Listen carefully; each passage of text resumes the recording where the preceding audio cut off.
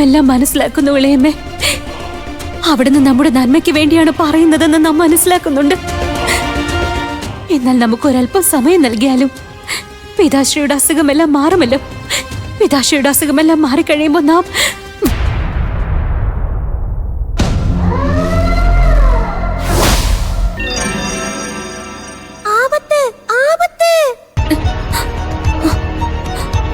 ആരാണത് പറഞ്ഞത്?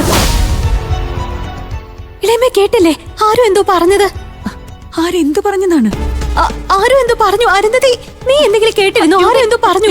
നീ നമ്മോട് പറയൂ. നീ ഏത് ദിശയിൽ നിന്നാണ് കേട്ടത്? നമ്മോട് പറയൂ. ദിശ നമുക്ക് പറയാൻ സാധിക്കില്ല. എന്നാൽ ആരോ പലതവണ നമ്മുടെ കാതുകളിൽ അടുത്തു വന്ന് കരുതിയിരിക്കണമെന്ന് നമ്മോട് സാവധാനം പറഞ്ഞു. ആരാണ് പറയുന്നത്? മുന്നറിയിപ്പ് നൽകാൻ ആഗ്രഹിക്കുന്നെന്നോ? നിനക്ക് മുന്നറിയിപ്പ് നൽകാൻ ആരാണ് ആഗ്രഹിക്കുന്നത് രൂപവതി? അത് നമുക്ക് മനസ്സിലാക്കാൻ കഴിയുന്നില്ല.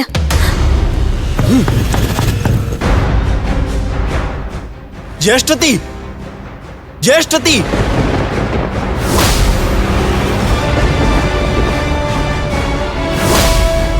ഇനിയും എത്ര സമയം വേണ്ടിവരും? പറയൂ ജ്യേഷ്ഠത്തി, എന്താണ് സംഭവിച്ചത്? ആരെങ്കിലും വാതിൽ തുറക്കാമോ?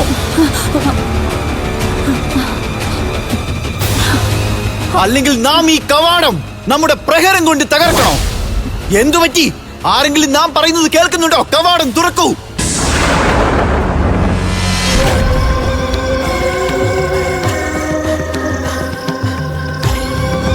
നീ അശുഭയാണ്, അസത്യമാണ്, അഹങ്കാരിയാണ്. ചണ്ഡികാദേവിയുടെ പവിത്രമായ ക്ഷേത്രത്തിലേക്ക് കടക്കാൻ നിനക്ക് ഒരിക്കലും യോഗ്യതയില്ല. രാക്ഷസറാണി വിജയിക്കട്ടെ. ഇപ്പോൾ അവിടുത്തെ വിജയം ഉറപ്പാണ്. രാക്ഷസറാണി, അവിടെ നിന്ന് എന്തെങ്കിലും കാരണത്താൽ ക്രുദ്ധയാണോ? നമ്മുടെ കാര്യം വിട്ടേക്കൂ രാജവൈദ്യൻ. അങ്ങ് പറഞ്ഞാലും എന്ത് കാരണത്താലാണ് അങ്ങ് ഇത്രയും പ്രസന്നനാകുന്നത്? നാം അവിടത്തേക്ക് വേണ്ടി ഒരു ഉപഹാരം കൊണ്ടുവന്നിട്ടുണ്ട്. അത് കണ്ടു കഴിഞ്ഞാൽ അവിടുന്ന് പ്രസന്നയായി തീരുന്നതാണ്. വളച്ചു കെട്ടി പറയാതെ കൊണ്ടുവന്നത് എന്തായാലും അത് നമ്മെ കാണിക്കും.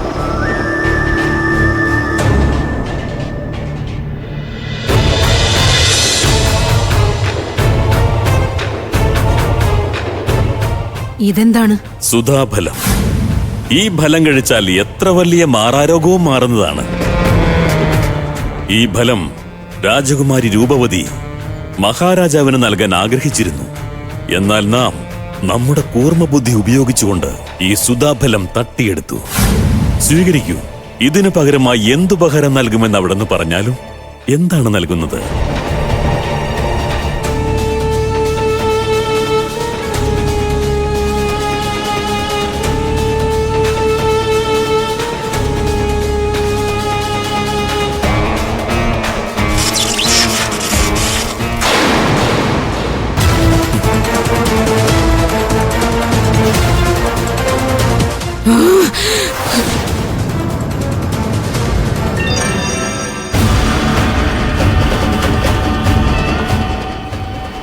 നിങ്ങൾ നമ്മുടെ അടുത്ത് വിനോദം നടത്തിക്കൊണ്ടിരിക്കുകയാണോ?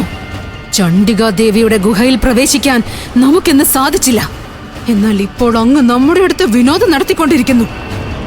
അങ്ങൊരു നിസ്സാര ഫലവും കൊണ്ടുവന്നിരിക്കുകയാണ്. എന്നിട്ട് നമ്മുടെ അടുത്ത് വിനോദം കാട്ടുന്നു. നിങ്ങൾക്ക് ഉപഹാരം വേണമല്ലേ? ഉപഹാരം ഉപഹാരം നാം നൽകുന്നതാണ്.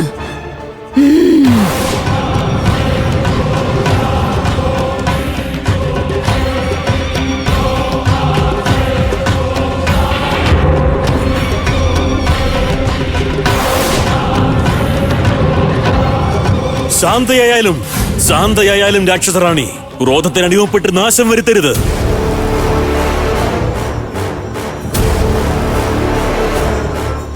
ഈ തുറന്ന സ്ഥലത്ത് അവിടുത്തെ യഥാർത്ഥ രൂപം കണ്ടാൽ സർവനാശമാണ്. അവിടുത്തെ പദ്ധതികൾ ആരംഭിക്കുന്നതിന് മുൻപ് അവസാനിക്കുന്നതാണ്. അത് മനസ്സിലാക്കിയാലും രാക്ഷസറാണി, നാം പറയുന്നത് കേൾക്കൂ. അതുപോലെ ഈ രാജ്യത്തെ അവിടുത്തെ ഏക സഹായി നാം മാത്രമാണ് രാക്ഷസറാണി. ഈ സമയത്ത് നാം ഇല്ലാതായാൽ അവിടേക്ക് നഷ്ടമുണ്ടാകുന്നതാണ്. യാതൊരു നേട്ടവും ഉണ്ടാകില്ല.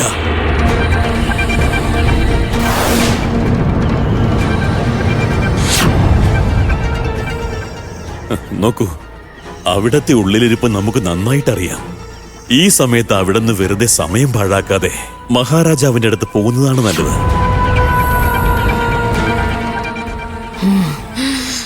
വീണ്ടും വീണ്ടും വീണ്ടും വീണ്ടും നാം പരാജയപ്പെട്ടുകൊണ്ടിരിക്കുകയാണ്. വീണ്ടും വീണ്ടും ഈ രാജ്യത്തെ ആളുകളുടെ മുമ്പിൽ നാം അപമാനിതയായിക്കൊണ്ടിരിക്കുന്നു. എന്നാൽ നാം അത്ര വേഗം പരാജയം സ്വീകരിക്കാൻ തയ്യാറാവില്ല.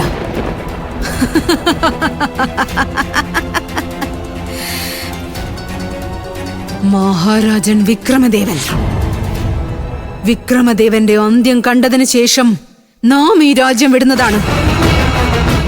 വിക്രമദേവന് സ്വന്തം പുത്രി വളരെ പ്രിയപ്പെട്ടതല്ലേ? അമൂല്യമായ സമ്പത്തല്ലേ? നേത്രങ്ങളിലെ താരകമല്ലേ?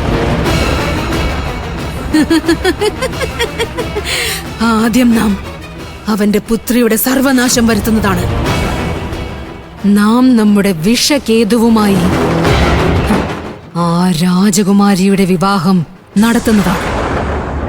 വിവാഹം നടത്തിയതിനു ശേഷം ആ വിക്രമദേവനെ നാം ചണ്ഡികാദേവിയുടെ ക്ഷേത്രത്തിലേക്ക് വലിച്ചിഴച്ച് കൊണ്ടുപോകുന്നതാണ്. അതിനുശേഷം മാത്രം നാം ശാന്തയാകും. ശരി തന്നെയാണ്.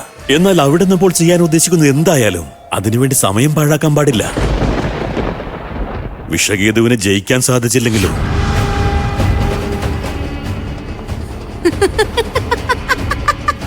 രാജവൈദ്യൻ, അവൻ വിഷകേതുവാണ്. ഇവിടുത്തെ ഒരു സാധാരണ മനുഷ്യനോട് വിഷകേതു പരാജയപ്പെടുമെന്നോ?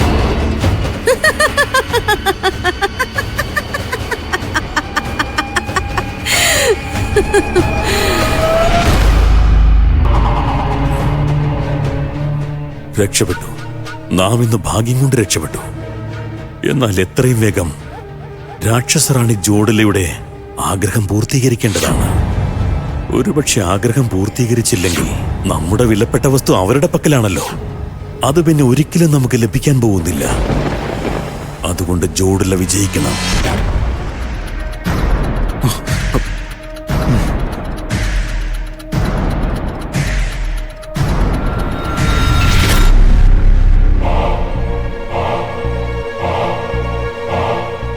ഇവിടുത്തെ തിരക്കുകളിൽ പെട്ടതുകൊണ്ട് നമുക്ക് നമ്മുടെ ലക്ഷ്യങ്ങൾ നിറവേറ്റാൻ സാധിക്കുന്നില്ല. വീണ്ടും വീണ്ടും ലക്ഷ്യത്തിൽ നിന്നും വ്യതിചലിക്കുകയാണ്. ഇത് തന്നെയാണ് ഉചിതമായ അവസരം. ഈ അവസരം നഷ്ടപ്പെടുത്താൻ പാടില്ല.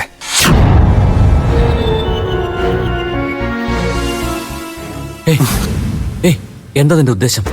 രാജകുമാരന്മാർ വിശ്രമിക്കുന്ന സമയമാണിപ്പോ.